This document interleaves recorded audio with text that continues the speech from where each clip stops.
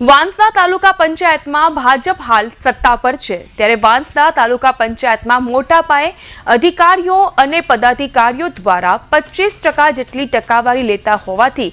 દરેક ગામોમાં કૌભાંડ મોટા પાયે થતો હોવાના આક્ષેપ સાથે વાંસદા તાલુકા કોંગ્રેસ સમિતિ દ્વારા ધારાસભ્ય અનંત પટેલની આગેવાનીમાં કૌભાંડની હોળીનો એક કાર્યક્રમ રાખવામાં આવ્યો। તાલુકા પંચાયત ખાતે વિરોધ પ્રદર્શન કરવામાં આવ્યું અને મામલતદારને આવેદનપત્ર આપવામાં આવ્યું। વાંસદા તાલુકા કોંગ્રેસ સમિતિ દ્વારા અને વાંસદા તાલુકા કોંગ્રેસ સમિતિની આગેવાની દ્વારા અમે તાલુકા પંચાયતમાં ચાલતા ભ્રષ્ટાચારના વિરોધમાં અમે ભ્રષ્ટાચારની હોળીનો કાર્યક્રમ રાખ્યો અને અમે ભ્રષ્ટાચારના વિરોધમાં અહીં મામલતદારશ્રીને આવેદનપત્ર આપ્યું અને તાલુકા પંચાયત ખાતે પ્રદર્શન કર્યું। જે પણ 25% જેટલો ભ્રષ્ટાચાર તાલુકા પંચાયતમાં ચાલે છે એ ભ્રષ્ટાચાર બંધ થવો જોઈએ,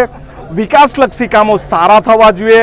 ઉમદા થવા જોઈએ અને જો અમારી માંગણી નહીં સ્વીકારવામાં આવશે તો અમે ગામડે ગામડે જઈને જે પણ કામો ચાલે છે એની તપાસ કરીશું। વિકાસના કામમાં આટલો મોટો ભ્રષ્ટાચાર ટકાવારી રાજ અમે ચલાવી લેવાના નથી। આજ રોજ